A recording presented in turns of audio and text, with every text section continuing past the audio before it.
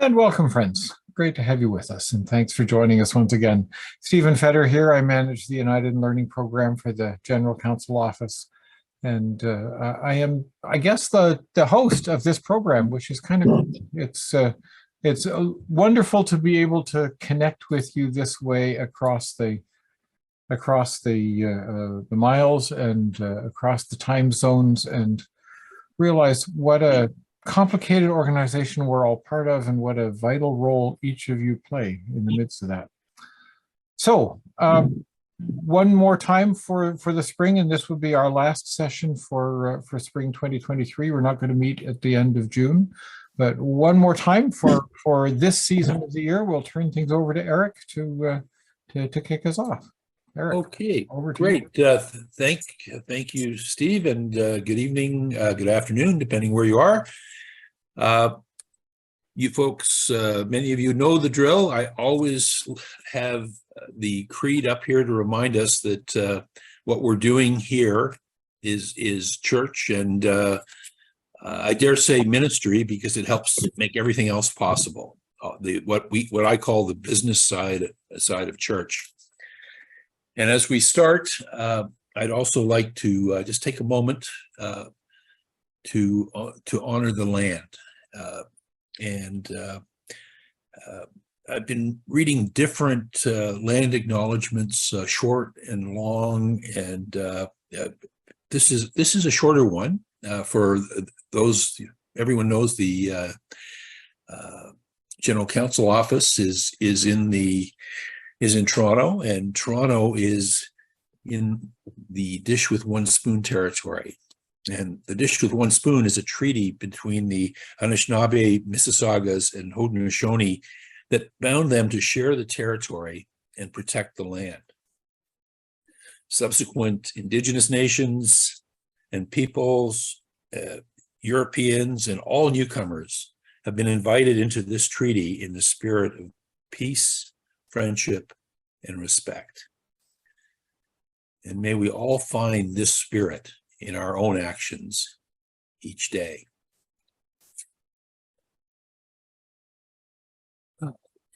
So with that, what are we going to cover tonight? Well, we've got, there always seems to be something new, and I think Bob mentioned one of them already, so he's stealing a bit of my thunder, but that's okay.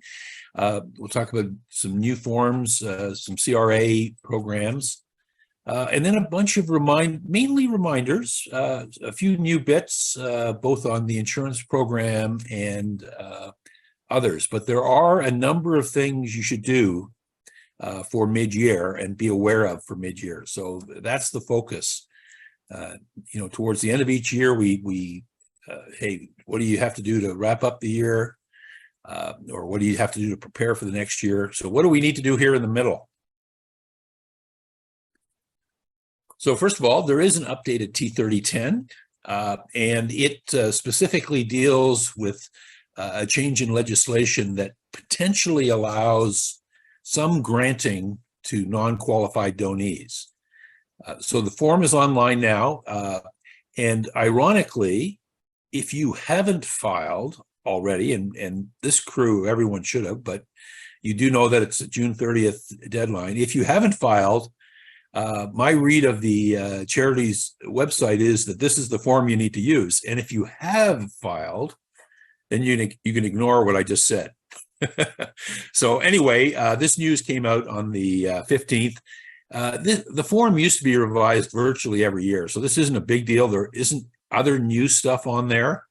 And for the most part, trying to jump the hoops to be a qualifying disbursement to a non-qualified donee, for most of you, it's not worth the effort. So we haven't spent a lot of time talking about that. So here's what it says on the website. It says you must use the updated version of the form. Okay. If you already filed for your fiscal, then you do not need to refile. So anyway, what I just said, basically, if you're slow filing, I suspect that this is the form that will be provided to you online or otherwise. And the CRA goes on to, again, promote the My Business account. And, I hope, learned our lesson around how much less work it is for a treasurer once you get that set up. It's to be able to even change something or go in and look really quickly. It's a very powerful tool. Okay, also from the CRA, they had some webinars that they postponed for some reason earlier in the spring. So they have a webinar on books and records, and that might be of interest to you. There's 3 English versions and a French version in early June. There's the information. You could just go to the CRA Charities Directorate, and they'll point you in that direction. But we do provide most of that information, either we have in webinars, but also in the Financial Handbook for Treasurers. Okay, moving on to, again, more CRA, and this is more on the, not so much the Charities Directorate, but the taxman. Any of you with the famous CEBA loans, if I remember what that acronym stood for after all that time, I believe it was the Canadian Emergency Business Account. Anyway, it doesn't matter. Quite a number of you, about 25 million in total, have CEBA loans of either $40,000 or $60,000 arising from the pandemic, and those are interest-free as long as you pay off the due portion this year. And so I'm sure most of you have this on your radar. If you have a $40,000 loan and you pay off $30,000, the $10,000 is a grant. If you have a $60,000 loan and you pay off $40,000, $20,000 is a grant. And if we want to complicate it further, Clyde will have explained the accounting many times over a couple of years ago, where supposedly you've already counted that grant money in your financial statements. Whether you have or have not, one way or another, don't miss this. Like this is a grant, the one grant you'll ever have that you don't have to apply for in a big way. And here are the details from the government. So it's 0% until 2023, 5% after, and your bank or credit union will tell you what your interest rate timetable is. And you don't have to pay, you can go interest only for another 2 years till December 2025. That's the deal. But all of these loans have to be repaid. But this should not apply to any of you in the sense that pay off the loan. And here's, if you can't or you're struggling to do that, here's the solution that we're offering from the General Counsel Office. We have a loan program to support capital assistance for congregations. Swap it out. If you are in a situation where you can't make that loan payment, borrow from the national office to pay off that loan. Now, the interest rate's going to be the same. I don't want, the finance folks, we talked about our finance committee and so on. We don't want there to be almost like a moral hazard or an extra incentive. So the interest rate will be the same, but the difference is you will have gotten the grant portion, which you would otherwise have to pay back. And just for ease, and so an old person like me can remember, we're keeping the terms the same. So the idea would be interest only until 2025, at which point it's fully payable. But let me repeat again: if you have one of those, it's a financial mistake not to pay it off and swap it out. Okay, a few repeat slides just in case there's anyone new out there, and if there isn't, please bear with me as we do a few repeats. Every treasurer and every church, every community of faith should have an account on Church Hub. That is where you get your information on statistics, assessments, all kinds of other things. But if you're a treasurer and not signed up, please do. You could do that by sending an email to Susan Jackson. Okay. Within that, just a reminder that all pastoral charges after a 5-year transition are assessed in a consistent manner, with those with greater revenues or investments paying more, and we like to think that it's a consistent and very transparent approach that's faithful to the church. A reminder too, if you haven't submitted your statistics yet, and again, this group probably has, but as soon as you do, you'll already know your 2024 assessment number for planning purposes, and all of that information is available online. Again, a couple of reminder slides, just because I'm trying to get all the reminders in one place. So you, as a unincorporated charity, you don't need to charge GST, HST, and you should be claiming that rebate. And Clyde, remind me, is it still you're able to claim twice a year, or have they forced us to once a year? No, they're forcing you to twice a year. Oh, better still. And it has to be on the anniversary of your year end, fiscal year end. Most of us, that's December 31, so it would be June 30th and December 31. But for those few that have a fiscal year end otherwise, it's accordingly. Right. And just to say, for anyone who does have a fiscal year end that's different, and we used to help people make that change occasionally, because folks wanted to go July to June to align sort of with the church programming year, if you will. The CRA no longer allows that, to the extent that United Churches are an internal division. We all have to have the same fiscal year end. So if you're at Eglinton St. George's in Toronto, for example, who 10 years ago I helped them switch, they're grandfathered, but everyone else is going to need to live with the fiscal year end. Okay, again, there's just some information here on the onboarding. Just as a reminder, I'm not going to read it or speak to it. Again, I would expect that most folks on this call have already done this.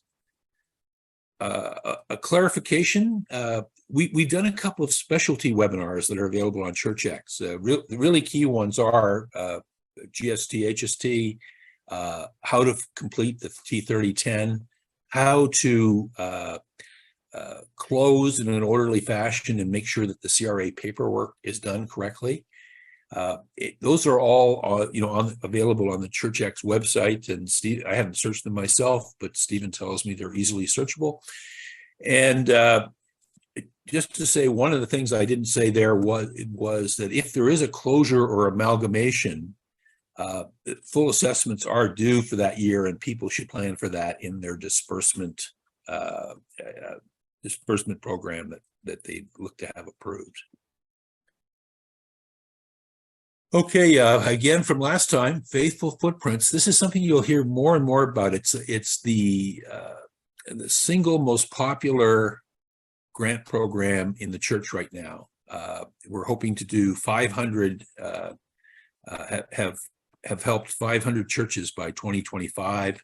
And although we haven't announced it yet, I'm hoping to do 1,000 by 2030. And this is to help our buildings be more sustainable and resilient. They're matching grants. And the great part of it is just the expert advice that's available through Faith in the Common Good, who we work with closely on this. One of my ambitions for the church is that every single church somewhere in some small way or big way have a story that they're proud enough that they want to see it in the United Church Sustainability Report, which is something that we print biannually. So there's lots of great stories in there that you can watch for. And I think some of you on this call are have gotten your name in print there before. Again, you're on ChurchX, so I don't need to talk. I've mentioned the available items, but those are the three things that you need to, in my opinion, have accounts for if you're going to be a church treasurer. ChurchX, is how we deliver information and education. Church Hub is where you pick up administrative stuff, including statistics, assessments, and if you're a minister, there's information there. It depends on your role. And we have security based on role. And what's the other one? My business account. I mentioned this one. I'll mention it again. The best resource that I'm aware of in the country, it comes out of tucc.ca. And Katja Britton has done has blogs and all kinds of information available. She's also offering a course that's going to be the equivalent of a full day seminar, but it in true fashion these days, it's something that you can do, as the expression goes, asynchronicity, where you can do it at your own time, but still have the opportunity to liaise with other participants. She's been signing people up here through the spring. I think they're planning to launch it full blast, like give people a chance to enroll over the summer and launch this in September. We'll also be looking at ways to make this easier to access, or maybe a larger one-time event type offering. We'll be exploring that over the summer as well. Buying United, again, a procurement service. We've moved this again. There's lots of stuff that we've tried to do as a church. We tried to do it on our own, maybe with paid staff, maybe with volunteers, but increasingly we're trying to do certain things in a more professional way. So we're working with roundtable procurement services that works with literally hundreds and hundreds of charities. It might even be thousands across the country. Okay, so moving to a few HR reminders. This is one of the things that you need to do before you go away for the summer, if that's your plan.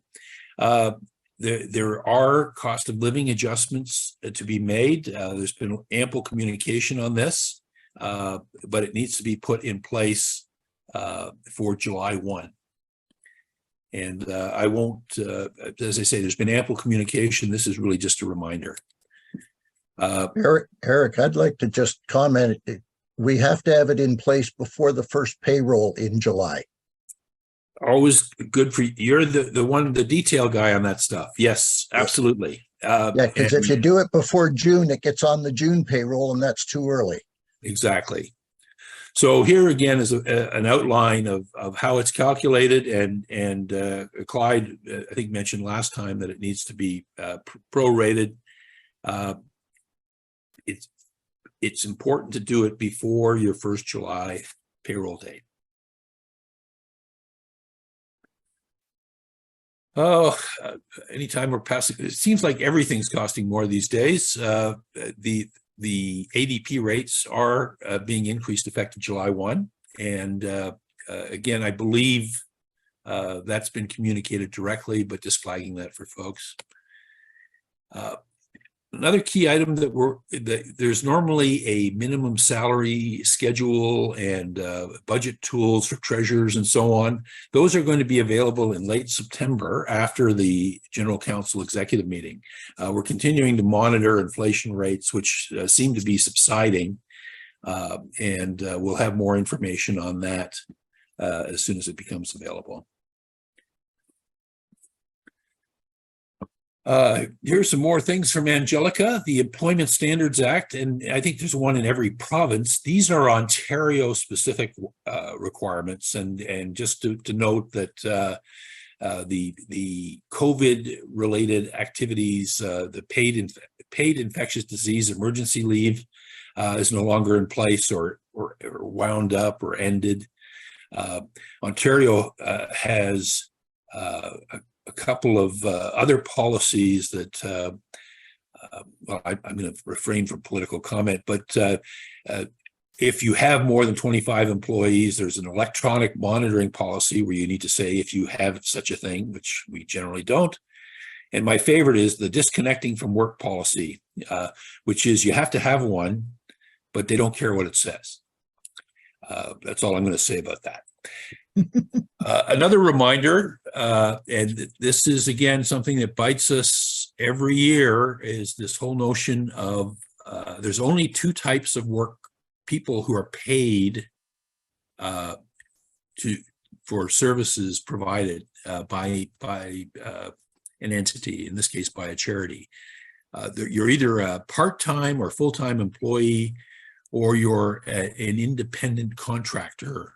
And a lot of folks get that confused. So this is a chart that we've made available for years and years and years. And this group, again, the folks that are on this call undoubtedly know all this, but just a reminder for any new folks. Generally speaking, unless someone has multiple clients and invoices you, and maybe including HST, folks are going to be considered part-time employees. It's always good to err on the side of safety on this, but if you're the change agent, if you're the treasurer, and it's been the way it is a long time, again, you need to involve your whole board. You don't want to be showing up as an individual, even if you're right. The way things often work in church decision making is you need to bring a few others along with you. So just to recap, the ADP fee, the cost of living groups, and the pastoral charge payroll form is available on the website. A couple of things. This one's going to apply. I guess even this is one I have to pay attention to. We bumped into a fair bit of this where folks just assume that CPP continues or might stop. If someone's still on the payroll, and there is a need for employees between 65 and 70 to instruct the employer what to do. So again, I'm not going to go through this in detail other than to say it's available on the slides. And you need to do this because otherwise you're going to end up with payroll variances and the pay. I think they're called peer reports, if I'm not mistaken. And you end up having to explain all this stuff away. But there are forms available to do this, and anyone who's in this boat should know what's required there. I think depending on your work history, it makes sense to keep paying in because you get lifetime credit for your contributions when they calculate your benefit. Clergy residence deduction. Again, I always have a flurry of this in late April from ministers and otherwise, but the key point here is for ministers who want to have their tax reduced at source, they do have to request it of the CRA. It's not a matter of requesting it of the church treasurer. The church treasurer can only put that into play if and when an employee shows up with a CRA authorization. So the form to do that is at T1213. Ministers should know this. But sometimes if you have a new treasurer or a minister in a new location, they'll say, well, at my old place, they did it this way. That might be fine. If so, great. But unfortunately, as a payroll administrator, you have a duty to follow the CRA guidelines. And there, of course, is Angelica's team and the ADP number. And I guess one other thing I'll mention, if there's any chance that anyone out there hasn't authorized Angelica's team to be able to look at their stuff in order to troubleshoot, I can't understand why you wouldn't do that. She's got some really top-notch people there, to help out if there is a problem. So with that, Steve, how are we doing for questions? Oh, hang on, I've got a few questions here. Let me just bring my picture up. So a few questions have come in, and let me remind folks that I am watching the chat, and so by all means, add your questions in there and I will bring them up as we move along this way. So general question, says Susan, before we even began, about income classification. Where do you recognize a donation made for space donated by the church? Is that other income or visitor donation? Do you give a tax receipt for the monetary equivalent? What do we do with that? I'm not sure if I fully understand the question. Do you, Clyde? I think I understand the question is that somebody has taken use of space within the church and they're now making a donation because of it. And the CRA's recognition of that is rent. Anybody pays for something like that to be used where they're getting the benefit of using a church asset, it's rent. It's rent, yeah. And It's there's not a donation. no donation receipt. However, there are, and again, I'm not arguing with Clyde, that's always been a losing battle for me, but there are lots of folks who accept donation instead of rent. And the key is it can only be a donation if you didn't have to pay it. In other words, if you have a suggested donation, I can choose not to pay it. There are lots of folks who don't ask for rent and ask for donations instead, and you want to be very careful with that.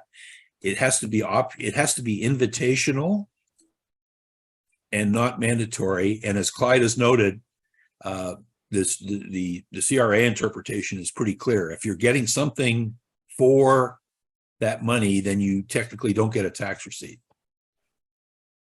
Good.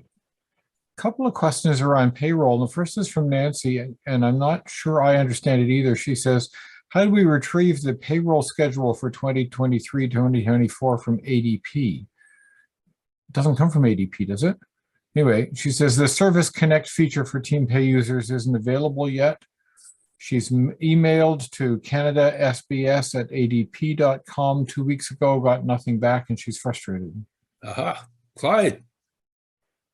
The schedule for payroll for next year, starting, I think it's June 1st, but I'm not 100% sure of that.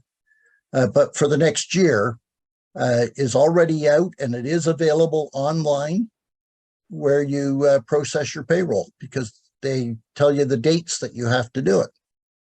If you're having problems, this is one of the things that you could go to Angelica's team and they would be able to help out if they're already authorized on your payroll. Okay. That's an important commercial. The email also that you noted is incorrect. It's not done. It's not at Canada SB. So the new email address is on our slides for you to use as well for ADP. But I'm more than welcome to send it to my team and we can take care of it. So is that the slide there? ucc.pastoralcharge.support@adp.com. Yes. So Nancy, maybe you were sending your request to the wrong email address. Maybe that's why you haven't had a response. Thank you. Sandy says our cost of living area has been reclassified and the wages are being reduced, but that we don't lower the minister's wage, correct? Correct. Correct. Yeah, no, that's a pretty standard best practice in payroll administration. If if a rule changes or a structure changes, it typically will apply to new people as opposed to incumbents. Aren't you fortunate that the cost of living is going down in your neighborhood? It's not in mine. A CRA issue. Our minister is leaving at the end of June, says Susan, and it is her name that Canada Revenue has as their primary contact. How do we get that changed? Well, if her name, if by her name, you mean that you have a My Business account, for example, then she should just add some people. Clyde can jump in here too, but if you have an active account, you can change it online. That's again one of the powers of this. It is frankly or has been a paper nightmare to try to change it by paper. But if once you're online, it's great. But you need to have that authorized person initiate the action, whether it's online or submitting some paperwork. How'd I do on that one, Clyde? You did very well on that, and it takes very little time. The last one I added in, they went online, they added my name to it, and within 24 hours, I had access. And you can have several people on the account. So it's not that it's not that you can only have one. Yeah, I You also could add in recommend 3 that more we have people, and 3. then one of them could take her off when she leaves. That's right. Good, thank you. Question about faithful footprints. Cheryl wants to know, where do we get this green audit? Well, I think the web link was there, but if you even if you Google Faithful Footprints, it'll pop right up. There's an online contact form that you can complete, and again, you'll get access to good advice. And let me say, when I like say good advice, it doesn't mean yes all the time. Like one of the things I really appreciate is having a caring professional who's trying to help. Sometimes just say no because it doesn't work. But there's a contact form available there, and their turnaround time is very good. Oh, I should say in our church, we had about 4 different projects, and he said, do these 3 and not that one. There's not enough payback on the last one. It's not worth it. He was really, really helpful. And he gave us oodles of time. We were very, very happy with that. Dawn wants to know, how many people can sign up at Church Hub, and who absolutely must be accessing Church Hub? Well, we've identified 2 roles, and I think there might be a third. Certainly the treasurer is a role that we've established that like every treasurer should have access to Church Hub, because that's how we're going to bill you assessment. That's where you get all kinds of information. We've also created something called Church Admin, which is the lead administrative contact. So that that can be the treasurer, but it might be a different person as well. Those are the 2 that administratively should be registered. We have special use. For example, if you're going to have a search committee, we have that in place with separate security and time limited and all that kind of thing. Ministers are on there as well for updating their information. But if you're talking about church administration, there's at least 2 key roles. Mm-hmm. But ministers are there as ministers. They're not. That's right. If ministers are checking in on behalf of the pastoral charge, they need to use a different account. The 2 accounts are not linked. There's the security is entirely different. A minister could have, in some smaller places, a minister might be the lead admin contact, although we try to discourage that. And the advantage of Church Hub too is you should be using, if the treasurer goes on, use a personal email address, because otherwise you get emails going to that address you've used, and you may not see them. Oh, yeah. Somebody else was privately messaging me about that too. It's really important that treasurers provide an email address that is live and checked regularly by the treasurer, because we send stuff out to you. That is how we communicate. So anytime there's going to be a broadcast, which for me, there's probably 3 or 4 a year, we pull the Church Hub most current information, same day Church Hub information. So we rely on it. We need you to be there. Sounds good.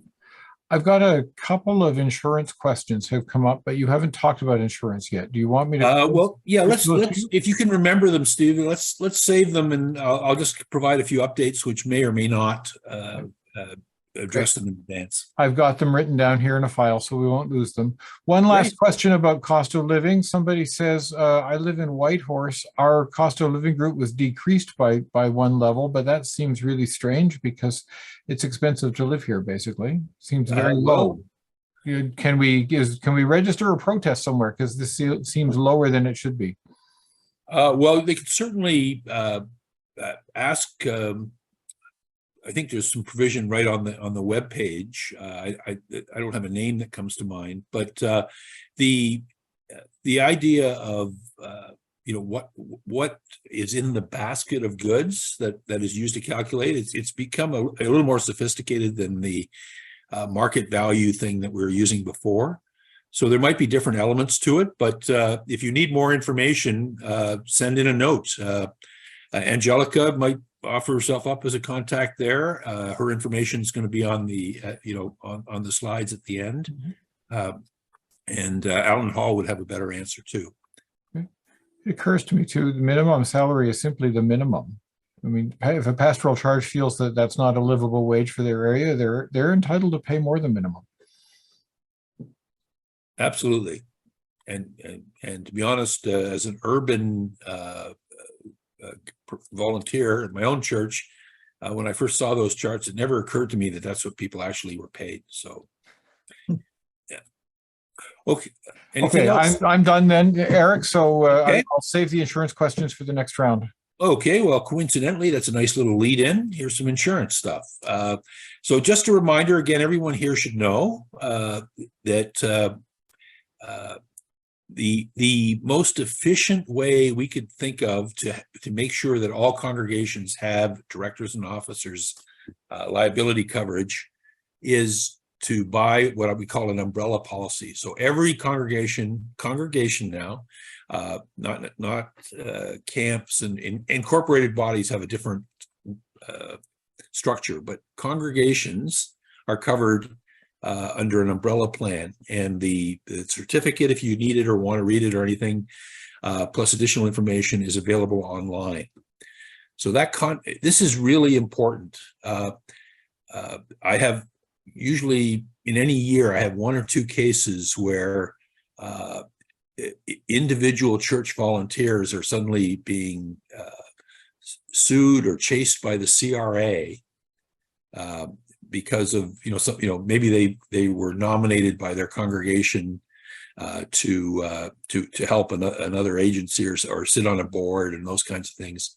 You should always make sure in this day and age, unfortunately, litigious times, if you're going to be on a board, make sure it has DNO and your church board and all the broad-based committee members and so on, all are included within that. Third-party insurance. Again, I was pretty pumped about the new arrangement, and I guess this is one that we still haven't formally announced, ironically, but you get the news here.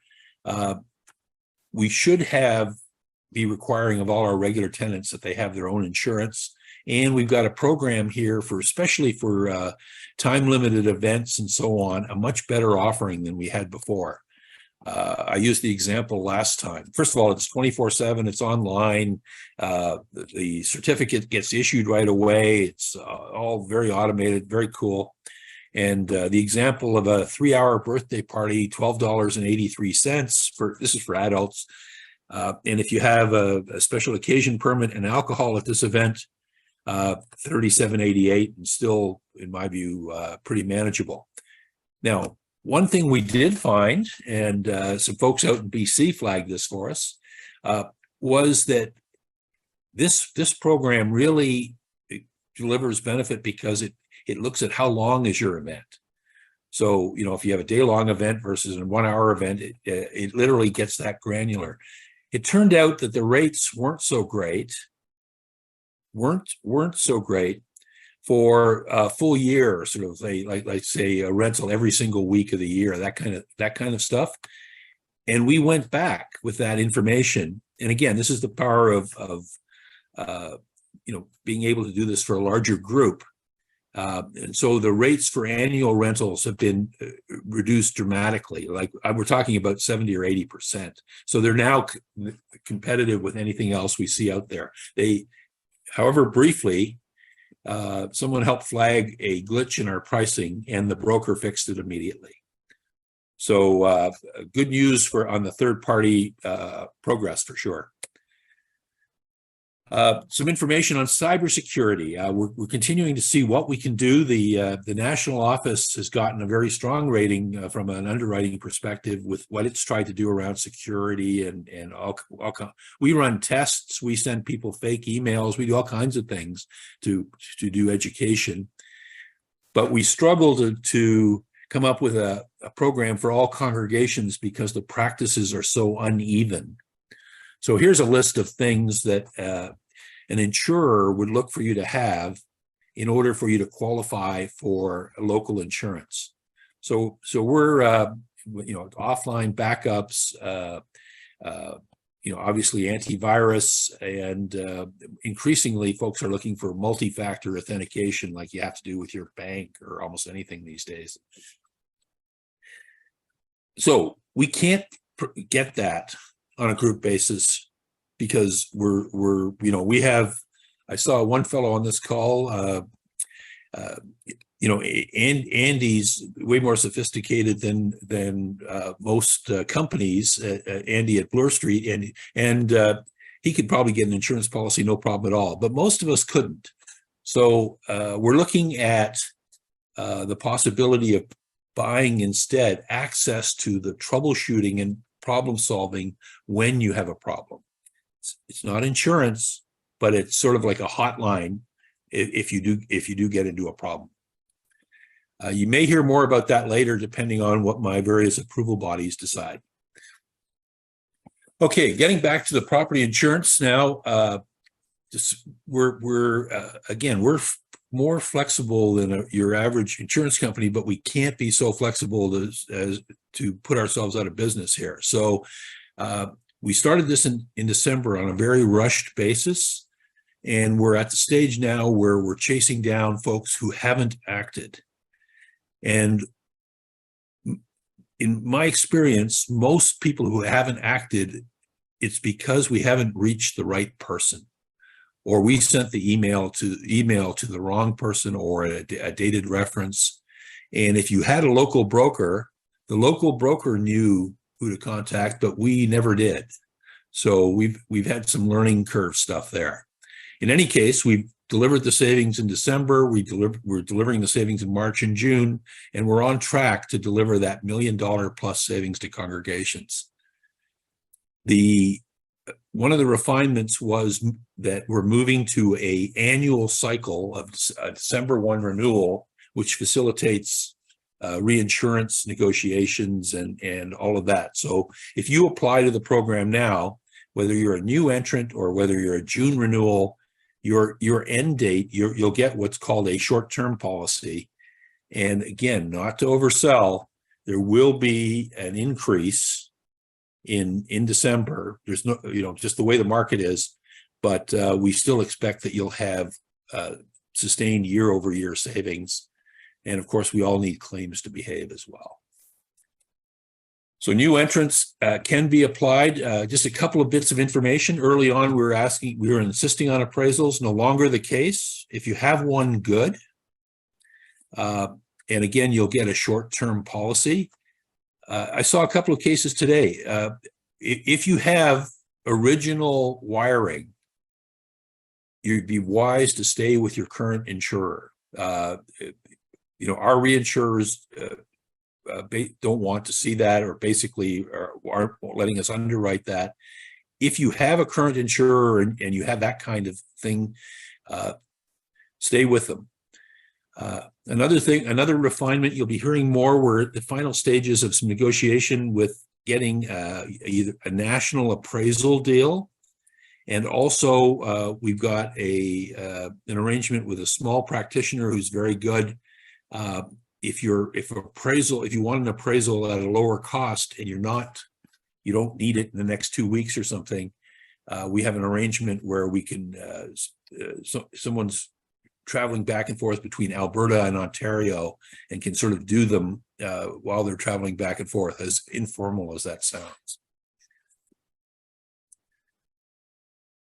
So the service, as we will launch this, has not been, we've been just totally swamped with, frankly, trying to reach the right people.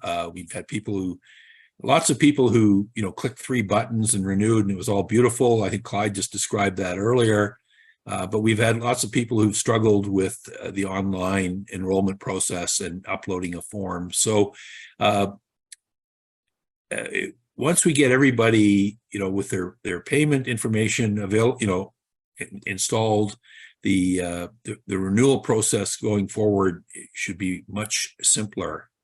We've also done things like if you've requested a change, I've said set those aside for a while. Like we focus on getting everybody insured first, and we're doing triage, frankly, and we'll keep working to get that better. However, in the fall, we'll be back to providing a certificate in advance, 30 to 45 days in advance of renewal, and we won't have to redo all the things we've been doing the last couple of years. So we're reaching the end, folks, and I'm ready for those insurance questions. But here's a number of the regular contact information for assessments, for church loan payments, stewardship, the self-insurance program. Those are all there, and that's what I've got. So I'm going to stop and turn it over to Stephen. Okay, thank you. So I do have a bunch of insurance questions, and let me just throw them at you.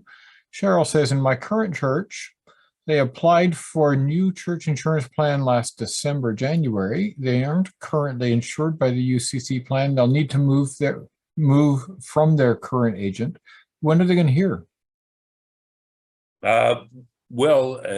We weren't even accepting applications at the beginning, and should have told people.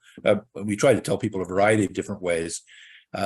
So if there was a renewal at a December timeframe, basically they could either seek a quote now or wait until the fall and request a quote then for December to December. Okay, thank you. Helen writes, our insurance is with a different company. We'd like to switch to the UCC Protect. I'm in the process of filling out the right form. How long is it going to take? Our existing policy renews July 19th. If it's not processed by then, does that mean we lose the chance and have to take a full year renewal from the old company, or can you switch midterm? Right. So here's the again, full disclosure and a bit of the challenge in year one. So there's certainly time to get that application in, and if you do so, I can make sure that you get a response and a quote. The closer we get to December, though, I don't want anyone thinking bait and switch or different. We are looking to deliver savings from most insurers, but we're also going to be passing on an increase in December. The magnitude still to be known. So as long as you have your eyes open to say, hey, that July 19th date, you're going to go till December 1, and then you'll be in the program with an automated renewal, but there will be an increase. So I'm wanting to be very careful about customer expectations here. So hopefully I made that clear. Yes, you can submit an application. We'll get you a quote. And, if the quotes say 10% lower, most of that, some of that could get undone in December, but you'd also be looking at probably a significant increase from your existing insurer. Yeah. Well, you were saying before we started, the insurance market is just skyrocketing. Yeah, it hasn't slowed down, and one of the issues too is building cost inflation. Now, I happen to think insurance companies are being a bit opportunistic about that, but people are saying the same thing about grocery stores, Eric, but the grocery stores deny it. So does our insurer. Okay. Florence says, we're paying for UCC Protect, but we haven't received the policy. We're worried. We can't find our original email. What we've updated twice, but what should we do? Well, now I'm going to speak in general terms here, but if the monthly deduction is coming out of your bank account, A, don't worry. B, I was on a call just today on the status of getting policy certificates out. And again, this first year, we deliberately said we'd rush the program and certificates, because there's no change in the policy wording or the deductibles and all that kind of stuff. We've asked people to bear with us around getting a policy, but you should be receiving it, if you haven't already, within the next week or two. And in the meantime, don't worry. If you're paying, there's no argument. And Liz says, we got an email that we were going to be included and we should update our banking info. And the notice said that it was effective April, but we'd already paid for our current policy for April and May. So we wrote back and asked for clarification and got the response that your call is important to us. I got the same email and it said April, but everything else and all the forms with it were dated June 1st. So there was an error in the email coverage where it said April. This is why we have these webinars. Yeah, and folks, I've got to tell you, I didn't know that. And Clyde, if you can send me your sample, that would be good. I will see what I can do. So Jeff is wondering when we can see details of the coverage provided. Well, two things: the full policy wording is, I think, even now available online, but should be, if it isn't, I'll double check for that. If you're talking about your own individual certificate with your deductible and your amounts and so on, that, if you're a December renewal, you should have in hand, depending on, like, if you renewed on a timely basis. March, you should have your policy, as I said, within the next week or two. They're just catching up right now, and June will be faster still. Laura says, do we have to tell our local broker that we've now cut them out and we're dealing with Hub directly? We've just received a payment email for the June renewal from the local broker. Yeah, certainly there has been communication by Hub to the local broker. I'm not sure what they would have forwarded against what the local broker would have forwarded. Technically, the local broker would need to take you to another company if they wanted to keep the business. A couple of questions about appraisals. Arlene says, I thought we didn't need an appraisal. And Fred says, how do we make a request for the UCC appraiser? So when is it necessary and how do you get one? Well, first of all, appraisals is a huge debate right now, but if you want to have replacement cost insurance, the industry wording is you need one every 5 years. And then you get in. Now, virtually no one does that. So next is who pays for it. And there are companies that try to do their own appraisals and not charge the customer. And I'm looking at trying to do that once we build up the financial strength of the captive insurance arrangement. But if you want to maintain full replacement value coverage, you should expect whoever you're with, doesn't matter, you'll be hearing from your insurance company saying we want to update the values and asking you to get an appraisal. Now, as for getting an appraiser, depending on what part of the country you're in, we are in final negotiations trying to get a national sort of price with regional adjustments, but basically an affinity arrangement with one of the major firms. We're just waiting sign off again from our reinsurance company. And the reinsurance company has already signed off on this, a fellow out of Edmonton who does work all over the country at a discounted rate. And if you're looking to have an appraisal anyway, which as a trustee you should do periodically, I can provide that information to you as well. Oh, just right to you. Yeah. Thank you. Earthquake insurance from somebody in Victoria. Okay. There are our main reinsurer, which is Intact, which is the biggest company in Canada, will not offer earthquake insurance in a couple of selected districts in BC. I can't say for sure if Victoria is one, but they might be. And we certainly disclosed that right at the beginning, as that was one of the changes, that this program would not offer earthquake insurance where the reinsurer basically wouldn't want to take on additional risk. Some people care, some people don't, because the deductible for earthquake insurance is at usually 10% or even more, but at least 10% of the building value. So if there was a total loss and you have a building worth $3 million, that would be a $300,000 deductible that you need to start with. Quite a number of churches in BC have asked not to have earthquake insurance because they didn't want to pay for it. But the plan, just so we're clear, the captive insurance arrangement that is insured by Intact, Wawanesa, and Northbridge, for certain specific areas in the lower mainland of BC, we don't offer that, and we tried to make very clear that anyone considering it understands that. So would the appraisal stay waived, or would we have to pay for one later?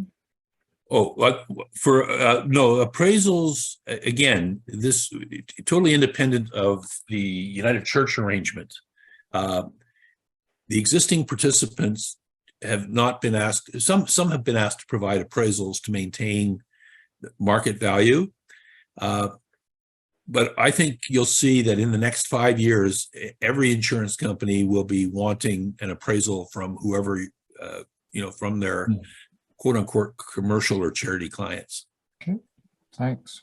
So again, if we have a couple of good, strong years with with limited or normal claims experience, it may be that this could be one of these things that I'm able to offer on an umbrella basis. In other words, either discounted or free. Be careful of your candles, everybody. Absolutely. What's the normal lead time to submit an insurance application and get a quote? Our renewal date is June 1, which is probably too short a time frame for this year, but do we have to wait another whole year? What's the normal time frame? There's two things to consider there, and this I would say to everybody. First of all, you should know if there is, and how big they are. There always is a midterm cancellation fee. So my advice to that individual would be, there's no chance of getting a proper quote for June, and oh, by the way, we've got the December renewal anyway. My advice would be to seek a quote in early 2024. And if you don't have much of a cancellation penalty by then, you'll know what the rate increase was, and you'll be comparing apples to apples, and you could buy a policy in January that takes you to next December. But that would be the course I would recommend from what I heard. Good. Last question on my list. Robert says, I submitted a request for a quote 3 months ago and haven't heard anything. Should I wait or poke someone? Well, if you've waited that long, you're way more patient than I am. Send me an email and I will get you an answer over the next day or two. In terms of it should be on a list somewhere. And frankly, it's either fallen through the cracks or an email response has gotten lost, and either way you're not happy. So you've been very patient. Another good reason to have these webinars.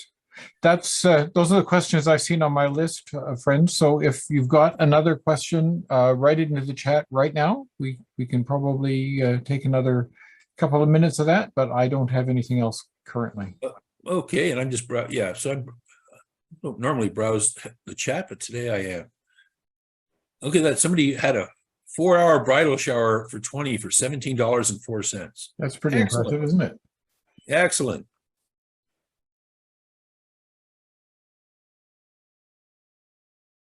And also, some of this is good education for me too. I'm seeing a comment that it's a $1,500 deductible instead of the normal $1,000.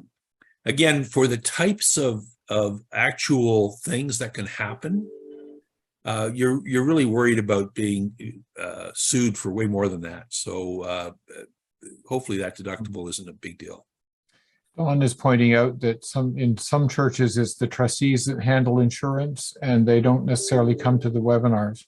I'm wondering whether we need a different name for these webinars, and I'm almost wondering if we should have a contest for that, because in different churches it's not the treasurer, it's somebody else who does payroll or insurance or rentals, and all of these things are connected and overlapping, and there's probably information here for people who are involved in each one of those areas. So encourage your colleagues on your official boards or your consuls to come and be part of these webinars. And if you've got a better name for these webinars, I'd love to hear it. Yeah, and we may have folks who don't want to do this every month, as keen as some of you are. So I think we are going to look at having potentially larger broadcast type events, marketed, much further in advance type thing. Like if we were saying, after Thanksgiving in October, we're going to have a special session for all things trustees or something. We are talking about how to best help here, and still be able to do it in a cost-effective way at scale. Yeah. One of the things we heard loud and clear in the surveys that you filled out for me in January and March is the need for some focused onboarding programming. So we were actually in a meeting, several of us earlier this afternoon, talking about how to start planning those out, and you should see some of that coming probably as early as Q4 in 2023, and some payroll stuff, probably onboarding payroll administrators probably in Q1 or Q2 2024 is the current plan. So cross your fingers and hope we don't run into hiccups, but your feedback has helped to shape where we're moving, and that's important. Yeah, and even in the product design stuff, this is one of the things, again, about having your own, being able to influence it more. Literally 1 or 2 emails from BC, and program changes were made within a week. Yeah. So I just want to thank everybody. We're going to have a summer break of sorts, but I can't say this often enough. I say this as someone who was a treasurer for a whole bunch of years, and thank you for being one. You don't always get thanked, and you do sometimes have to be the messenger. So just constant reminder: A, thank you, but B, you're just the messenger. It's not your deficit. It's not. It's not your property challenge. You're the messenger, and thank you for your faithful work.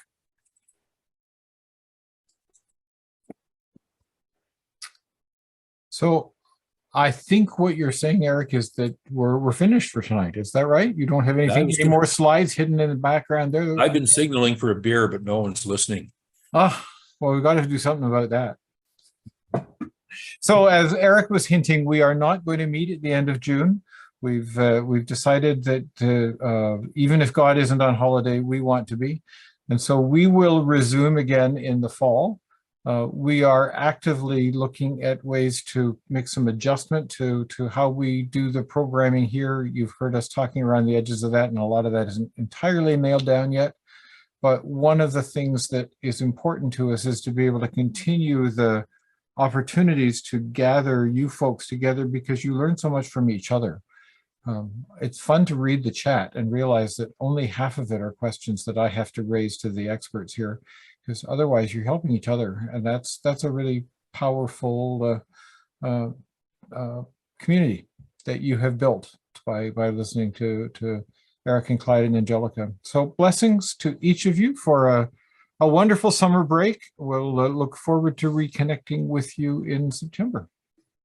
Bye for now.